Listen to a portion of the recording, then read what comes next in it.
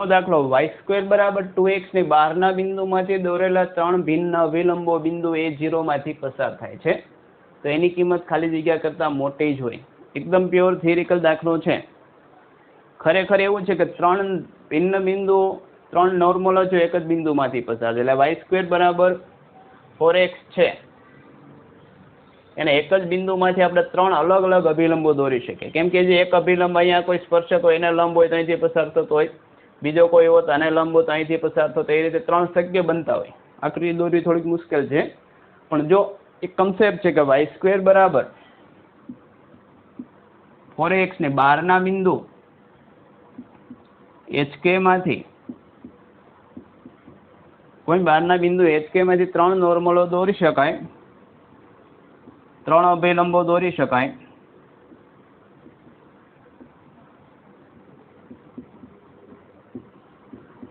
તો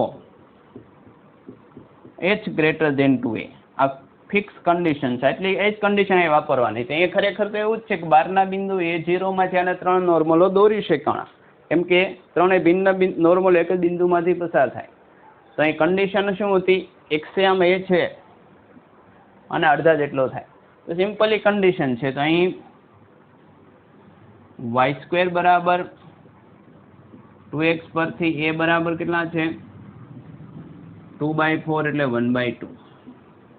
તો શરત અત્યારે લાગુ પડશે કઈ? તો h greater than 2a. h શરત લગાડવાની છે. h એટલે એનો એક્સેમ એટલે કે a ગ્રેટર ધેન 2 a તરીકે આપણે કેટલો હતો 1 આપો. સિમ્પલ a ગ્રેટર ધેન 1 તો એક કરતાં મોટું જોઈએ.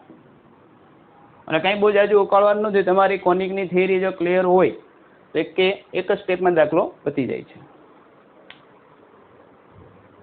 ક્વેશ્ચન x² + y² બરાબર 25 ની જીવાઓના મધ્યબિંદુનો બિંદુકોણ ખાલી જગ્યા છે કે જે x²/9 - y²/16 બરાબર 1 નો પણ સ્પર્શક છે.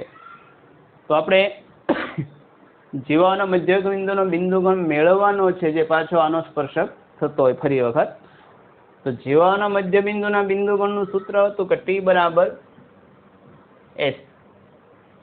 t એટલે સ્પર્શકનું સમીકરણ, s1 એટલે વર્તુળમાં સ્પર્શક મૂકે. તો ધારો કે મધ્યબિંદુ HK છે. ધારો કે મધ્યબિંદુ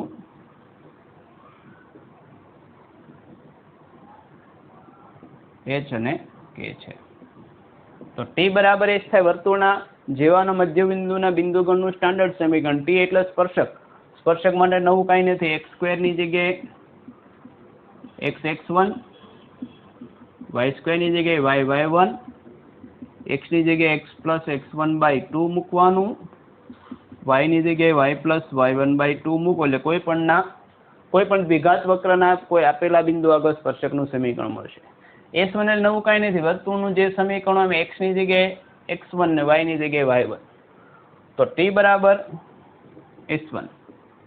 t એટલે એમાં x ની જગ્યાએ x² એટલે x(x1) એટલે hx yk -25 આ બાજુ આવી જશે.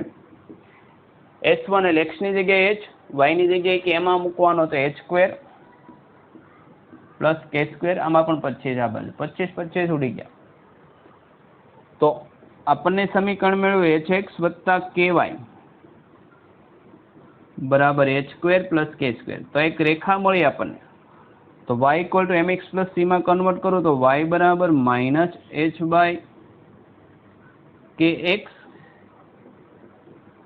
h² + k²/h. શું કર્યું? તો y ને સૂત્ર ન કરતા હોય આ પર પેલા -hx થાય પછી k બંનેના છેદમાં આવ્યો. તો આના પરથી આ જે મળશે એનો ઢાળ, આ રેખાનો ઢાળ કેટલો થઈ ગયો? સરખામણી કરીએ તો y = mx + c કરીએ તો આ m. તો m બરાબર આના પરથી કેટલા મળ્યા? -h/k અને c બરાબર h² + k²/h.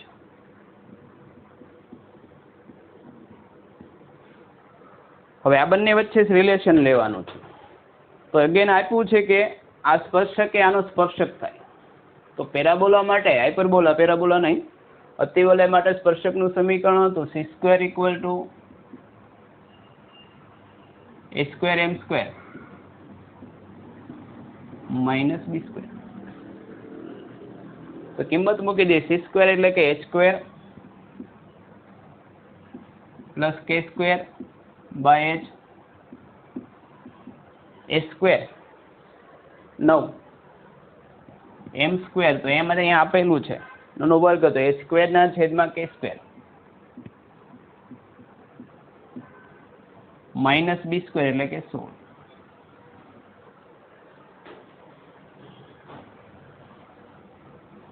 અહીંયા કેટલા આવશે k આવશે હા તો આ પણ કેટલા થશે k થાય બંનેના છેદમાં k કેમ કે નહીતર તો k ઉડશે જ નહીં k સ્ક્વેર સાદુરૂપ આપીએ આનું તો બંને બાજુ વર્ગ કરલો તો આ થશે h square plus k square નો k સ્ક્વેર છેદમાં k સ્ક્વેર લસા લઈ લો અહીંયા તો 9h square minus 16k square 16k square તો k સ્ક્વેર તો ઉડી ગયો h અને h ની જગ્યાએ x k ની જગ્યાએ y મૂકો તો આપણને મળે બિંદુ ગણનું xy માં આપેલું સમીકરણ મળશે તો x square plus y square નો સ્ક્વેર બરાબર 9x સ્ક્વેર માઇનસ 16 અને રાઈટ સાઈડ ને બધું આ બાજુ લઈએ તો આપણને સમીકરણ મળશે h square plus y square નો square minus 9x square plus 16y square બરાબર 0 તો આવું આપણનું બિંદુ ગણનું સમીકરણ મળે તો આવું થશે ડી એટલે બહુ ઈઝી તો આજે આ કન્સેપ્ટ ક્લિયર હોય બેઝિક થઈ રહી છે કોઈ પણ વક્ર માટે મળે t બરાબર s1 થાય તો વાપર્યું ને એના પરથી આપણે કન્સેપ્ટ મેળવ્યો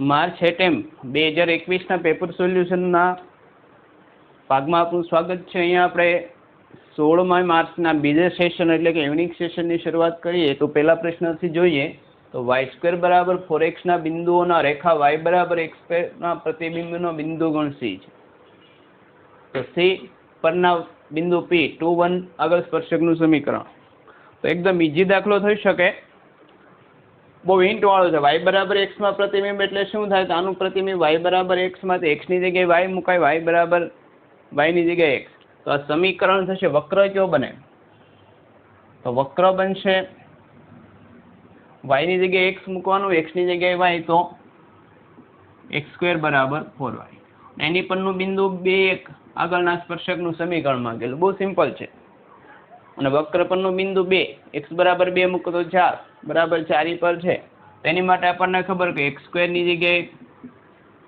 x x1 y સ્ક્વેર ની જગ્યાએ y y1 x ની જગ્યાએ x પ્લસ x1 y ની જગ્યાએ y plus y1 by 2 x ની જગ્યાએ x પ્લસ x1 બાય 2 મુકાશે તો p21 માટે સમીકરણ સ્પર્શક થશે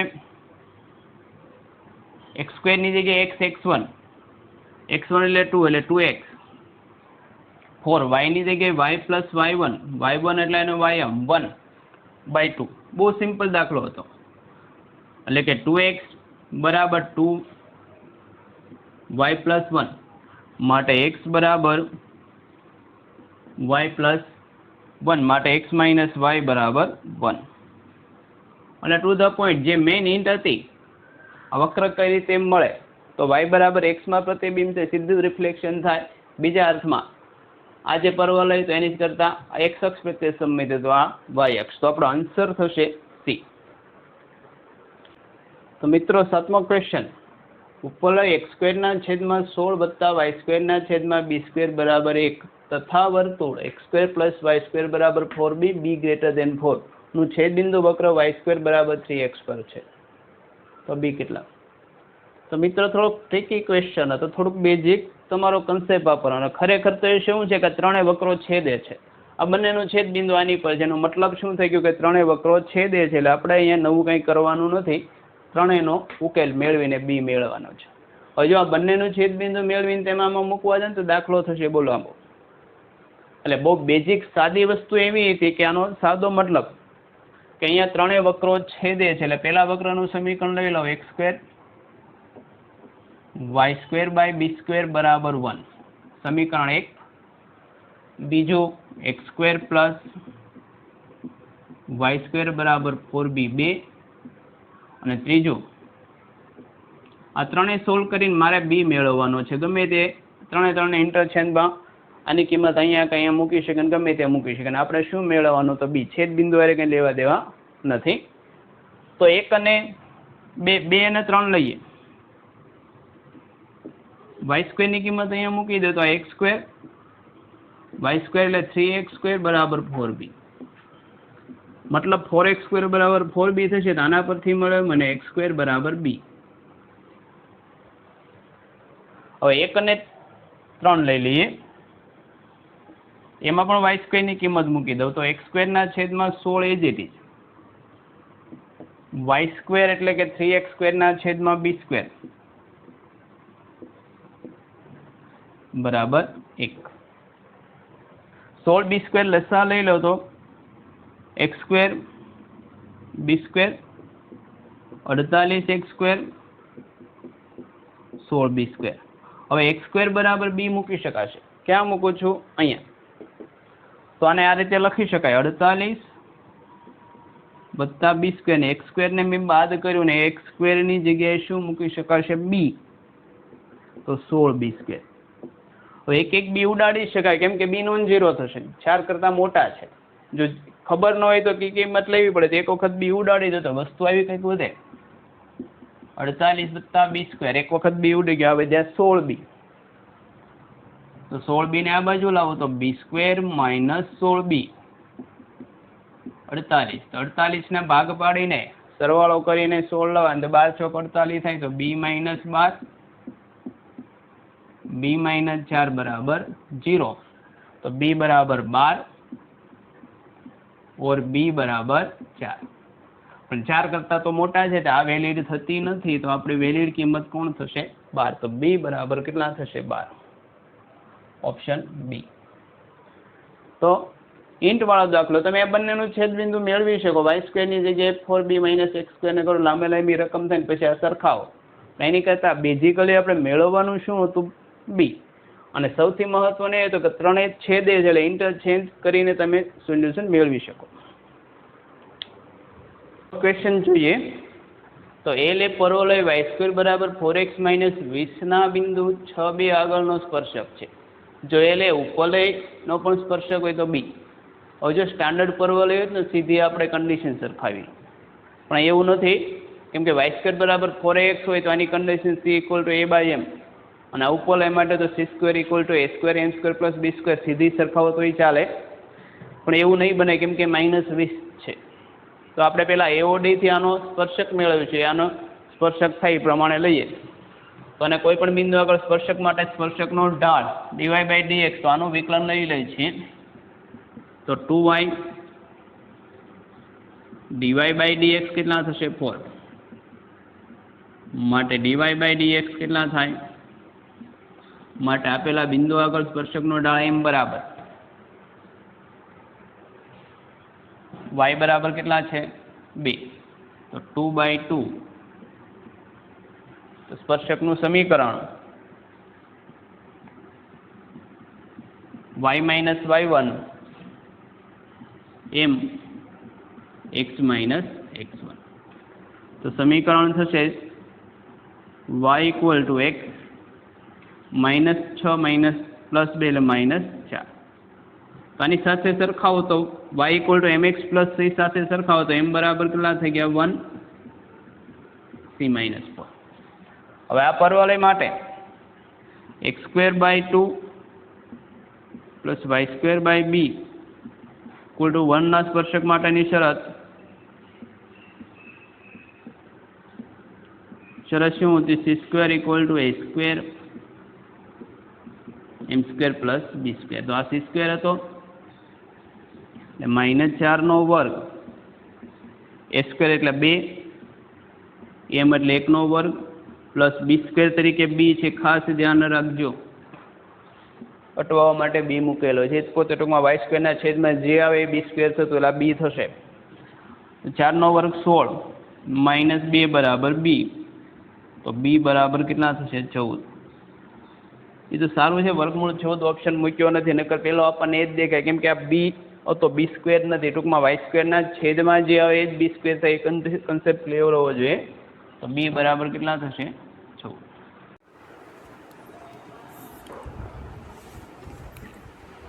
18th question H x square minus 2y² बराबर 4 बिंदु P फोर √6 આગળનો સ્પર્શક એક્સ અક્ષને ક્યુ આગળ તથા નાભિલંબને R(x1y1) આગળ છેદે છે.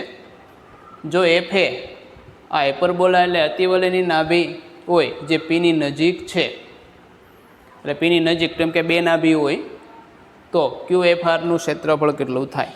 થોડીક આકૃતિ દોરીએ તો ક્લિયર થશે રકમ શું કહેવા માગે તે.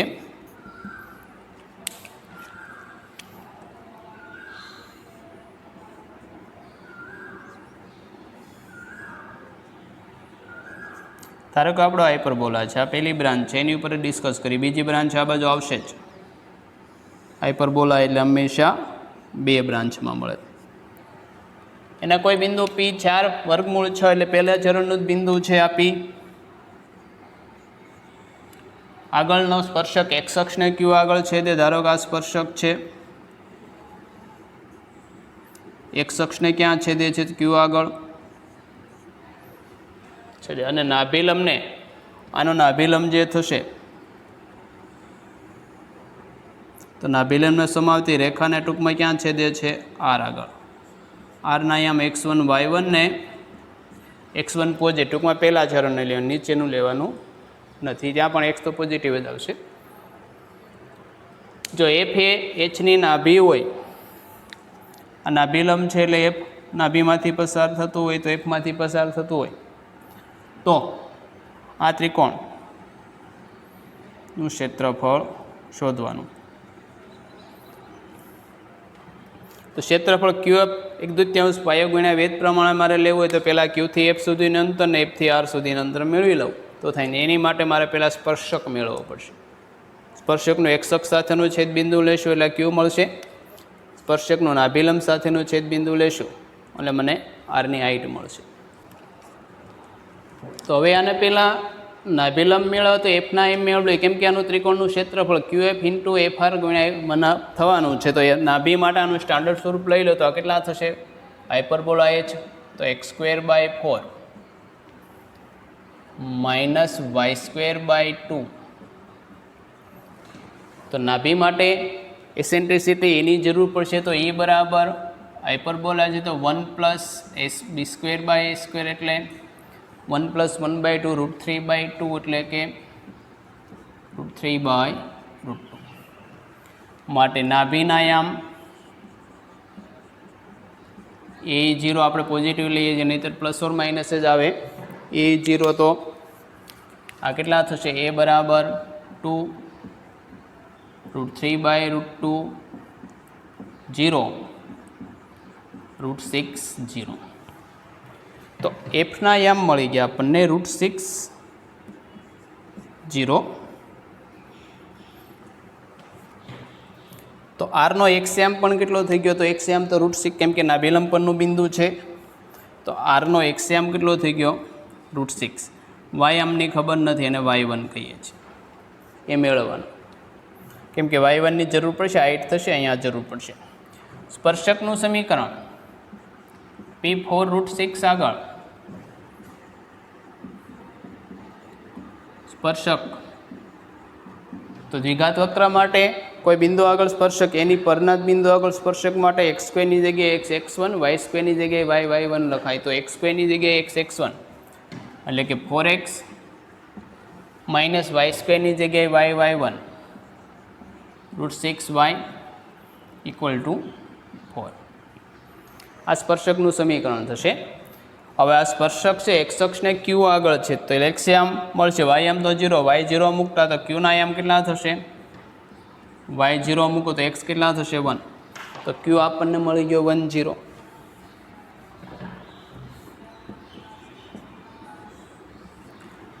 હવે આર માટે આર √6y સ્પર્શક પર છે, તો એક્સની જગ્યાએ √6 ને વાયની જગ્યાએ તો વાય જ મુકાય. તો 4 √6 માઇનસ 2 √6y = 4. તો વાય કેટલા મળશે? તો જુઓ આ બાજુ તો 4 √6